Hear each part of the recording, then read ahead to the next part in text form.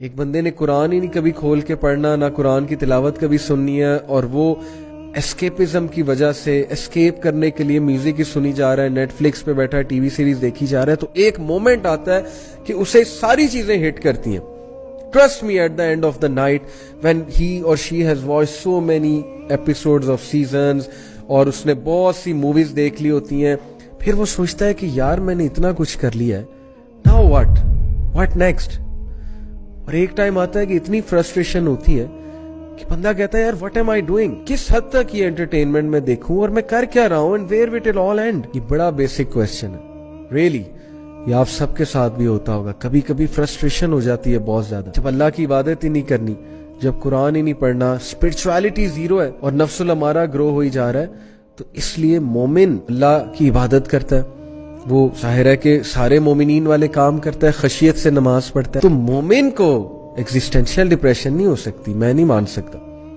تو ہم اس سینس میں کہتے ہیں کہ مومن کو ڈپریشن نہیں ہوتی، مطلب ہوتا ہے ایگزسٹینشیل ڈپریشن نہیں ہو سکتی. مومن کے سامنے مقصد ہے، اتنا بڑا مقصد ہے بھائی، دنیا کی بڑے سے بڑے حادثے کا وہ مقابلہ کرے گا یہ سوچ کے کہ یار اللہ کی طرف سے ٹیسٹ اور ٹرائل آ گیا، الحمدللہ. یس ہٹ ہوگا، ہٹ ہونا نیچرل ہے. صحابہ کہتے ہیں کہ اللہ کے نبی صلی اللہ علیہ وسلم، حضرت خدیجہ رضی اللہ عنہا کی جب وفات ہوئی، اللہ کے نبی did not smile for months. ایک کوٹ ہے کہ 3 months. Can you imagine the most smiling face on earth, he did not smile for months. تو ہٹ تو ہوئے.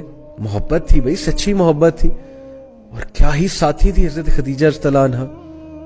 فوت ہوئی، بہت دکھ میں گئے، لیکن کیا ایگزسٹینشیل ڈپریشن میں گئے؟ انہوں نے یہ سوچا کہ یار میرا پرپس کیا ہے یہاں پہ، نعوذ باللہ. اللہ کے نبی صلی اللہ علیہ وسلم ہے، امپاورڈ ہے، تو کیا ہی اللہ کے نبی صلی اللہ علیہ وسلم کا ایمان تھا اور کیا ہی ان کی پرسنالٹی تھی صلی اللہ علیہ وسلم.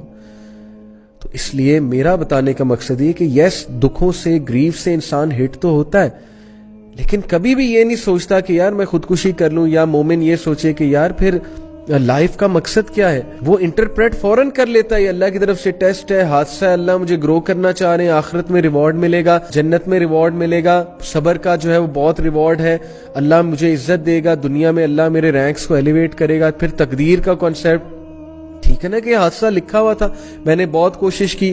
اب مثال کے طور پہ ایک بندے کا MBBS میں ایڈمیشن نہیں ہوا، انجینئرنگ میں ایڈمیشن نہیں ہوا، اس نے بڑی محنت کی گورنمنٹ کی ایک پوزیشن لینے کے لیے، اس کا ایگزام کلیئر نہیں ہوا، اس کا انٹرویو ہوا، وہ انٹرویو میں فیل ہو گیا.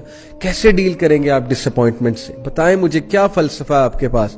دا best formula to deal with disappointments, Islam gives you that formula. آپ کے لیے بہتری نہیں تھی وہاں پہ، آپ نے بڑی کوشش کی ایک چیز لینے کے لیے. میری لائف میں کتنی بار ہوا ہے، میں نے ایک جاب کے لیے اتنی ٹرائی کی، اتنی محنت کر کے گیا، فل سوٹیڈ بوٹیڈ ہو کے گیا، بہت ایکسائٹیڈ تھا، مجھے شور تھا میں یہ جاب لے لوں گا، آئی واز سو کانفیڈنٹ. وہاں جا کے انٹرویو میں فل کنفیوز ہو گیا، چپ لگ گئی مجھے سوالوں کے جواب آتے تھے، مجھ سے دیے ہی نہیں گئے.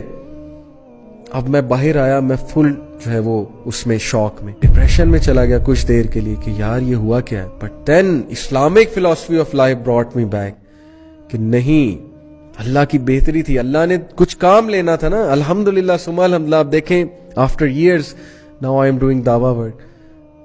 تو کیا پتا اس جاب میں جاتا، پتہ نہیں میں دین سے دور چلا جاتا. اللہ معاف کرے، اللہ knows best. This philosophy will save you.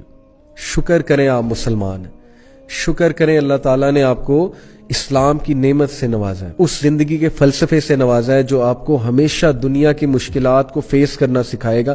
اور انشاءاللہ آپ کو جب بھی لائف ہٹ کرے گی اور گھٹنے کے بل جو ہے وہ گرا دے گی، تو تب that is the time you will prostrate and then you will get up, you will rise like a moment, you will rise like a warrior.